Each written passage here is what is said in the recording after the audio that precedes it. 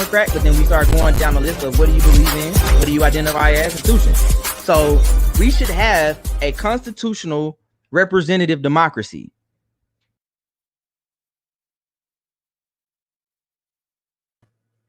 Yup, you guessed it. It's Tuesday. How you know? It's because I am on your screen. What's going on? It is Lawrence Sanders Jr. the second, and I am here on Be the People. Thank you so much for joining me this week. I am super happy to be here. I enjoy doing this. I love educating our people. And not just our people. I just love education, period. But if I have the opportunity to do it for a greater cause, for a good cause, then listen, I'm all for it. Thank you for joining me. If you are driving home, please keep your hands and eyes on the road. Just listen to what's going on. Don't want you to get in a wreck. But if you are here, go ahead and holler at your boy in the comment section. Tonight, y'all, we kind of back in the thick of the Constitution. The last few weeks have been really, really fun. We've been doing stuff kind of outside the norm. Last week, if you missed it, we talked about my trip to the East Coast. So much fun. Went to Chocolate City, Washington, D.C. And if I could move right now, I probably would move to D.C. or New York. Verdict's still out. Lamar, what up, man? Thanks for joining me. But absolutely had a blast last week. Just recapping my trip, being in the nation's capital. Was there for the recommitment march and had so much fun. Had a really good time last week. Also, want to give a shout out to Lamar Falk, the CEO and mastermind behind a lot of this. Man is making some crazy moves. If you have not subscribed to the TFG Media Network, please go and do it. There is something for everybody on TFG Media, from the family to if you need the tea. Listen, TFG Media got the tea, all the tea for your mama, everybody. TFG has the tea. Political, has everything from cooking too. Shameless plug to Chef Shawana. That's one of the producers of the show. Well, she is the producer of the show. Y'all go check her out. She be cooking, throwing down. And we were just talking before we went on. She has her own line of seasonings. No sugar, no sodium. And y'all know we got the sugar and the blood pressure. So please go and support her page. She didn't pay me for that, but at some point, I guess we'll have paid publishing spots on Be the People for paid advertisement. But anyway, this week we are going to hop right into it. We are going to talk about Article 4 of the United States Constitution. So we know the first article of the Constitution established the legislative branch, right? Secondly, the second article established the executive branch. The third established the judicial branch. Chef Shawana is on. Again, go check her stuff out. I think she on Etsy. Just please, just go blow her business out. Just blow it up. So she have to go and get a storefront or something like that. Support Black-owned businesses.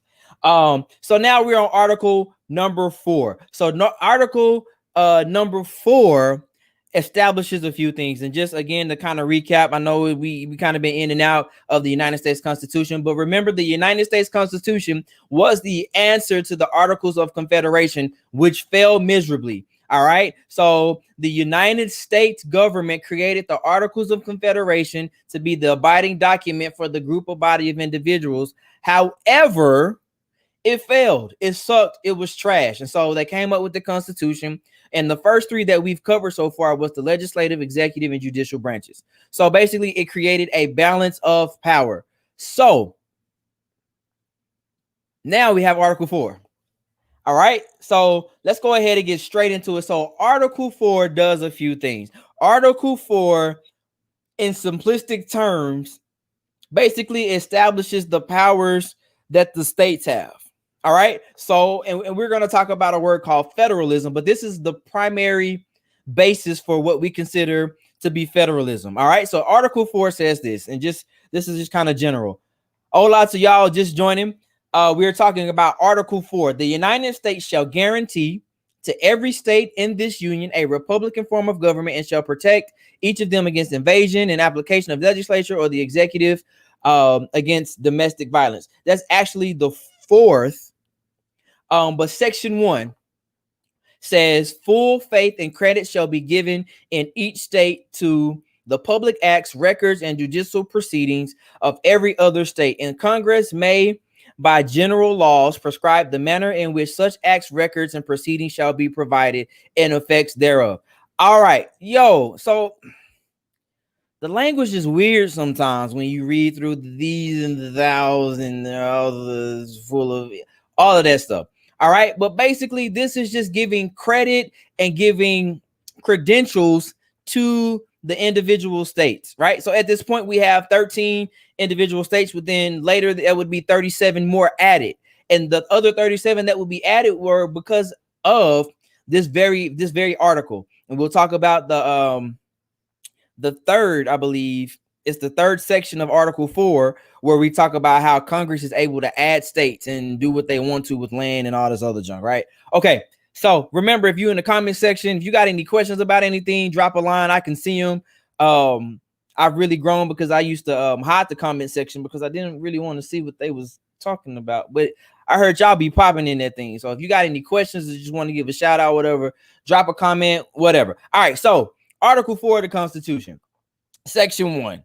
All right, so basically, at this point, this article gives individual states power and authority. And we'll talk about federalism. So this is the premise of what federalism is. So if we were to look at and understand federalism, we hear it a lot when we talk about government and economics and the types of government and whatever. Federalism is basically to divide the power within different levels of government, right? So if we were to look at it, we would look at it like some cake. Everybody loves cake, right? Never mind, that was about to be a bad song reference. But so if we look at it like a cake, so at the bottom level of the cake, we have our federal government. All right, so we know the federal government is our legislative, executive, judicial branch, the president, all these people. Everybody love cake though. Everybody love birthday cake.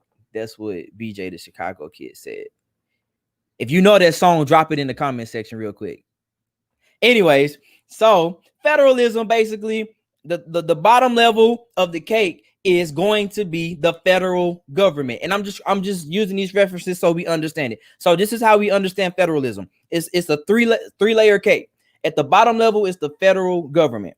All right. And then at the second level, it's going to be the state government. So that's where our senators are. All right. So we have the nation, and then we have the state, and then we have like the local government. All right. So that's how it's set up. So federalism is basically, it's the concept of the president of the United States doesn't have to sit down and come up with legislation about how and what days we take trash out. That's for the local government. The local government does that. All right. The federal government handles things from a broader perspective from the federal level. All right. And then we have the state government. I mean, it makes sense. Everything is done from a state perspective. So we have the senators on that level, right? So when it comes to, for example, COVID-19, the people who were really making a lot of the decisions were the senators on a state level. All right. And then it funneled down to the local level, to like the mayors and the representatives and stuff like that. And shameless plug, if you haven't, complete the census. First time, I'm gonna mention it a few other times tonight. All right. So that's Section 1. Section 2. Section 2 says, the citizens of each state shall be entitled to all privileges and immunities of citizens in several states. A person charged in any state with treason, felony, or other crime who shall flee from justice and be found in another state shall, on demand of the executive authority of the state from which he fled, be delivered up to be removed to the state having jurisdiction of the crime. Okay, long story short, if I commit a crime in Texas and I'm on the run in Kansas, Kansas has the authority and has the responsibility because of Article 4, Section 2 of the Constitution to ship my black behind back to Texas. All right. So it guarantees kind of that citizens of one state shall be treated equally and fairly among other citizens, right? And that's kind of like the gist of it. However, there's always a caveat when it came to black people and people of color, right? And we get to talk about it again. This is Be the People. So this is information. These are things that we are going to learn. All right. So if I'm captured in the state and I decide to run, I'll paint it like this. If I'm in the South and I decide to run to the North and I'm captured in the North, there's a article that says they have to ship me back to my owner. That also has a name. If you know it, drop it in the comment. All right. So if I, as a black man, let's just say during 1851, and I run because I'm tired of massa abusing me, and I decide to head north to New York, and they catch me there, what is that called? Somebody let me know what that is. And it's okay. You can use Google. I don't know. You may get it. You may not. I don't know. I'm going to give us like 15 seconds. 13, 12, 11, 10, 9, 8, 7, 6, 5, 4, 3, 2, 1. All right, time's up. It is called the Fugitive Slave Act of 1850. Siri took too long. Right. You need to get you an Android, but that's a whole nother episode. However, the Fugitive Slave Act. This act required slaves to be returned to their owners, even if it was a free state. The act also made the federal government responsible for finding, returning, and trying escaped slaves. Wait a minute, Steve. And I don't know who Steve is, but I just decided to use Steve. So the Fugitive Slave Act under the United States Constitution made it legal for white men to hunt black slaves in free states. There's something else that was kind of a byproduct of this. Anybody want to guess?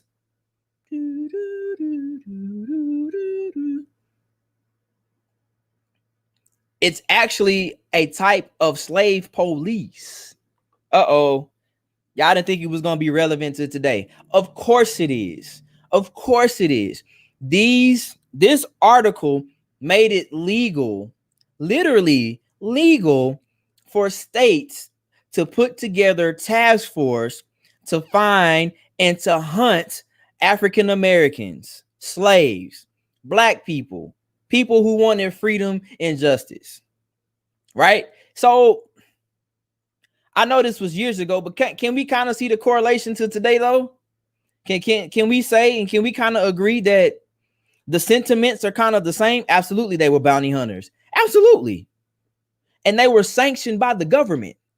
It was constitutionally correct for them to do that. And then it was constitutionally correct that once they had them, that they were able to try them. Now, these are people. Like, these are black people, nonetheless. Like, these are people. And they were able to hunt them, sometimes kill them. However, the truth be told, like, can we see a correlation to what's happening now? Like, really? Like, can we see how the sentiments are kind of the same? Like, he decided to run, so we had to, right? No, yes, maybe. Okay, maybe you should, I don't know, turn on the news or something. It's up to you. But actually, like, this literally established a legal sanction law for people to they were called slave patrols. Like Brittany said, they were bounty hunters. That's what they did, right? And this was a sanctioned thing within the U.S. Constitution. Crazy. But there would be an amendment. Anybody guess what the amendment is? Anybody know what the amendment is that would actually kind of nullify a piece of this? Because as we talked about in Be the People before, like, the United States has a tendency, and I say this often, they have a tendency to do one thing, but then they're like, oh, dang, our bad, we messed this up. And then they had to do something else. They had to amend it. We talked about the Articles of Confederation, and now we have the Constitution. We have the original articles, but then we have the amendments. Like as they progress, as they evolve, as they grow, we see that they decide and make decisions and they see things, or they have a different perspective to where it changes how they acted. So they have to put that on the books. So not to belabor the point on section 2, basically, if you run, the United States Constitution said they can find you and bring you back and try you in that state. All right. So here we get to section 3. She said, I can't lie. I don't know how that. It's cool. Like this is so real quick. Somebody asked me about Be the People. I call Be the People like the B side of history class. You know what I'm saying? Like in history, you kind of got like a broad perspective of what happened, what went on, what is said, but not necessarily like the cracks and the creases and the crevices of kind of this stuff and like the application to what it is now. So if anybody asks you what like Be the People is, it's really like it's the B side of history class, or it's the B side of like economics. Like we get into like the details and the ugly part of the history and just kind of the legislation and stuff like that. So with that being said, we move on to section 3, and there's so much that could be said about slave patrol and American policing right now. There's so much that can be said about it. It's crazy. It's crazy. I'll move on though, because I don't have a lot of time. So section 3. All right, new states may be admitted by the Congress into this union, but no new state shall be formed or erected within the jurisdiction of any other state, nor any state be formed by the jurisdiction of 2 or more states or parts of states without the consent of the legislature of the states concerned, as well as of the Congress. Okay, so wait, let's go back because I had a conversation today with a guy. I should be able right, absolutely just because you decided to pay attention to a little podcast on TFG Media. So let's go back to section 3 though. Let's pay attention to this language. New states may be admitted by the Congress into this union, but no new states shall be formed or erected within the jurisdiction of any other state. Okay, I had a conversation with a guy who posted the African Americans should have never wished to have integrated. That's something that Dr. King said. And so my question was, what is the solution? Well, he said we should divorce America. Okay, we should divorce America. But how does that work? Because they got paperwork that says that no new state shall be formed or erected within the jurisdiction of any other state. So if y'all trying to do Wakanda in Atlanta, I don't think that's gonna work. I don't think that's gonna work. I just don't think that's gonna work. And going back to how he was like, well, we should divorce America. It's like if we divorce America, as with any divorce, like somebody has to leave. Like we can't divorce and still leave and stay in the same house. Like I'm leaving, but I'm staying at the same time. Like it was because like they were smart enough to set this up to where it's like, yo, if y'all want a new state, y'all gotta leave.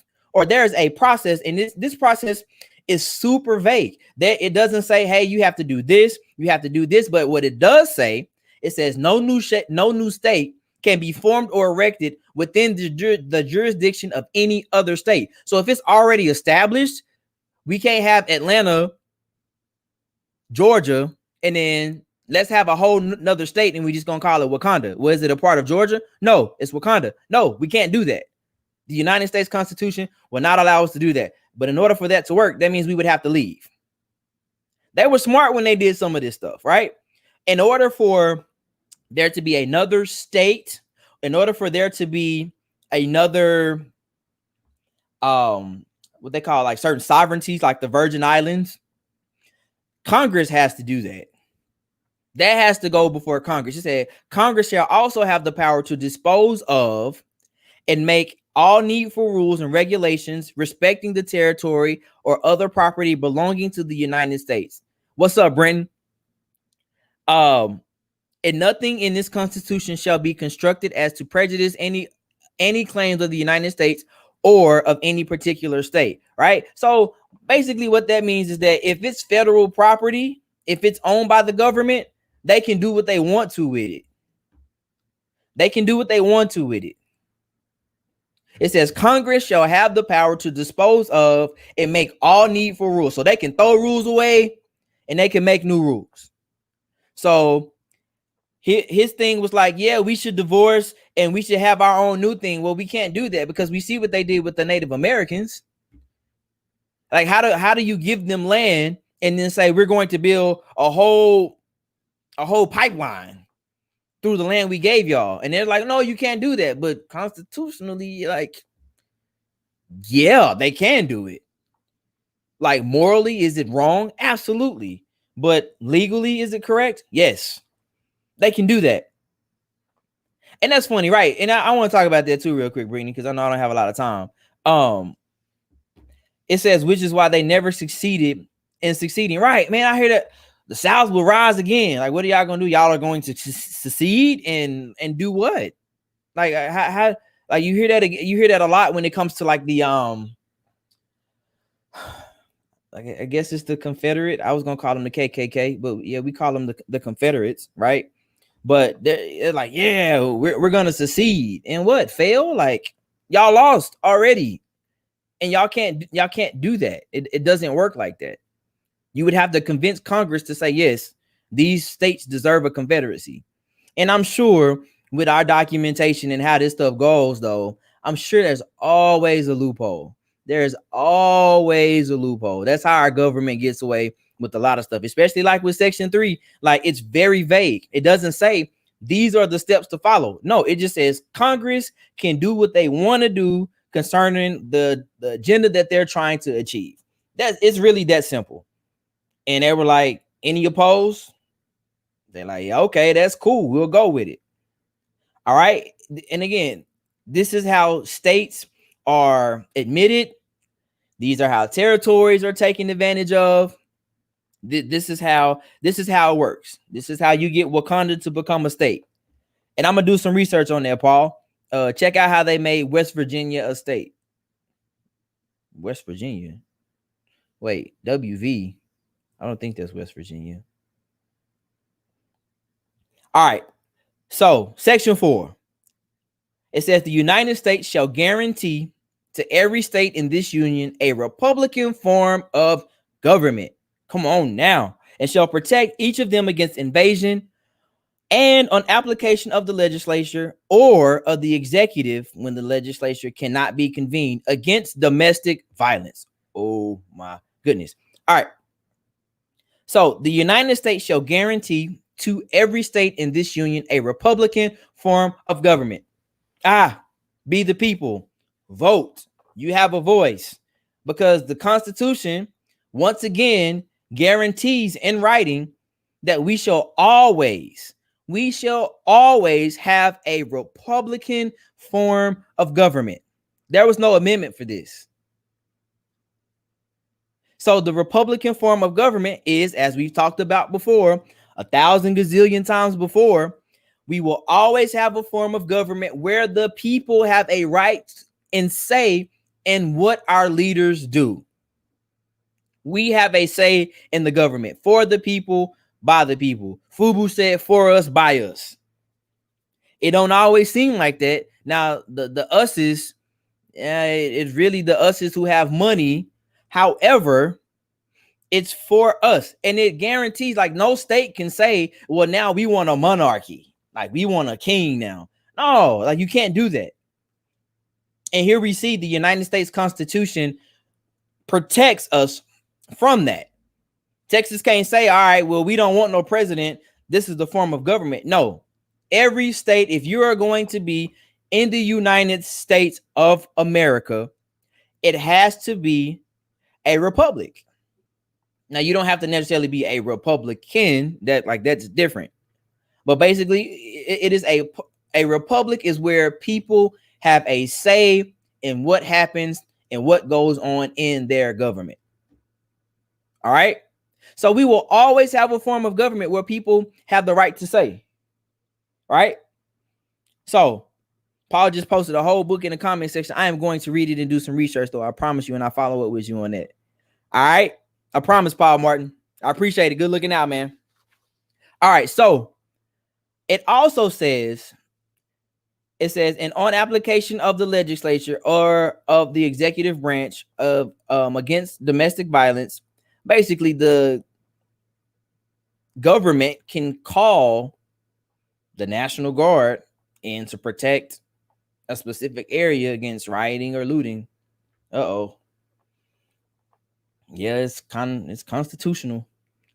When you see the National Guard show up in DC because rioters and protesters and looting, this is the power. This is where it comes from. This is the check mark that says, can we do this?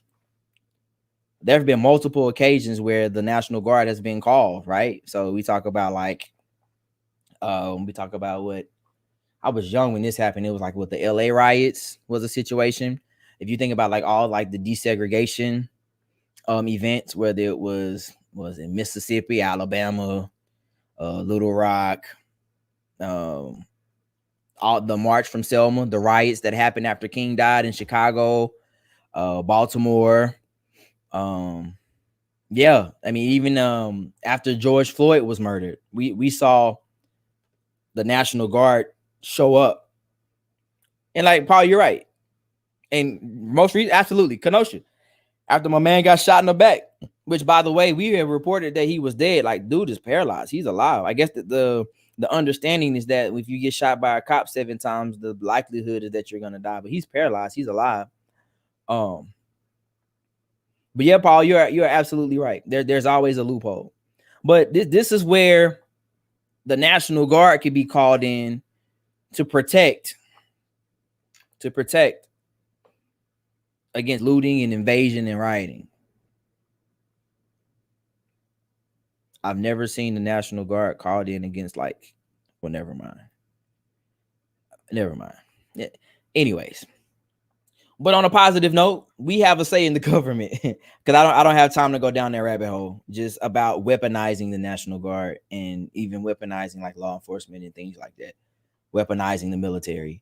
But yeah, thank God they were smart enough to allow us to have a say in the government. And even it wasn't even us at this point, because there would be an amendment and nobody posted it yet, but it would be the 13th Amendment that would basically negate the fugitive slave law and all this other stuff about if you run, go get them.